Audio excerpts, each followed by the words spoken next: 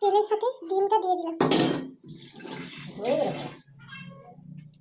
আমরা এই কাপের মেজারমেন্ট অনুযায়ী সবটা করছি, আপনারা আপনাদের মতন কাপ পছন্দ করে নেবেন। যত কাপ চিনি নেবেন সেই কাপেরই ময়দা নেবেন। চিনিটা ঢেলে দিলাম।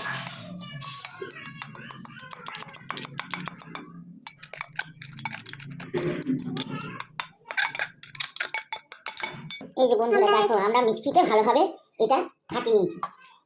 ফাটিয়ে এবার এই জারের মধ্যে, এই বাটির মধ্যে দিলাম। আমরা এখানে মিক্সি ব্যবহার করেছি, আপনারা হ্যান্ড ব্লেন্ডারও ব্যবহার করতে পারেন।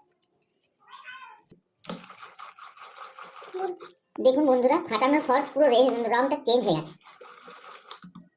দেখুন কি সুন্দর হয়েছে। এবার আমি এর সঙ্গে 2 কাপ ময়দা, এই বন্ধুরা 1 চামচ বেকিং পাউডার দিলাম। আর এই হাফ চামচেরও কম বেকিং সোডা দিচ্ছি।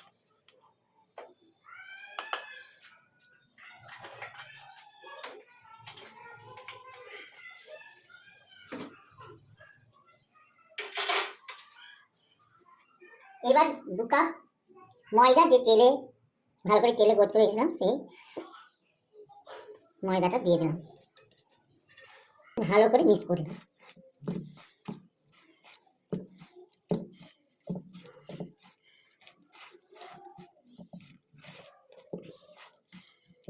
দেখুন বন্ধুরা, একটু বেশ টাইট হয়েছে।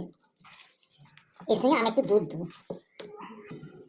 ভ্যানিলা এসেন্স, ডিমের গন্ধটা দূর হওয়ার জন্য, যাতে স্মেলটা ভালো আসে তার জন্য একটু এসেন্স দিয়ে দিলাম। এই যে বন্ধুরা, আমি একটা কেক টিন নিয়ে নিয়েছি। এবার এতে ভালো করে ঘি ব্রাশ করে দিয়েছি। ব্রাশ করেছি। এবার এটার মধ্যে আমরা এই কেকের মিশ্রণটা ঢেলে দেবো।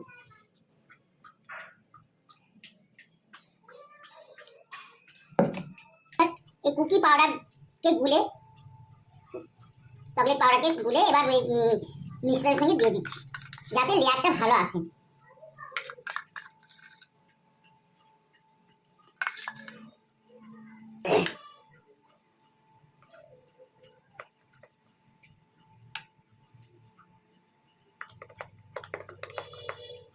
এরকম বন্ধুরা একটা আমি শেপ দিয়ে দিয়েছি চকলেট। বাকি মিশ্রণটাও ঢেলে দিলাম। এবার আমরা কেকটা ভালোভাবে আমরা একটু নাড়ি দিলাম, যাতে ভিতরে বাতাস কিছু না থাকে। ভিতরে বাতাসটা আমরা বের করে নিলাম। এবার দেখুন বন্ধু, এখানে আমরা একটা তাওয়া নিয়েছি, তার উপরে কুকারটাকে বসিয়ে 10 মিনিট জাল করে নিয়েছি।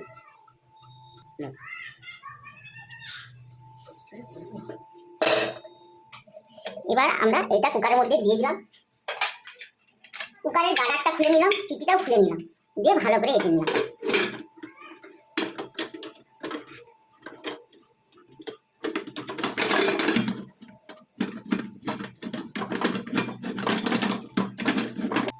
এতে আমরা 30 মিনিট এতে দিয়ে রাখবো। তার 30 মিনিট পর বন্ধুরা আপনাদের দেখাচ্ছি।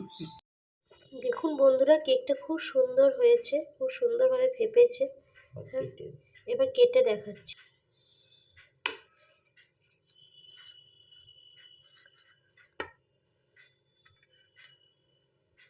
দেখুন ভিতরটা কি সুন্দর নরম আর ফ্লাফি হয়েছে,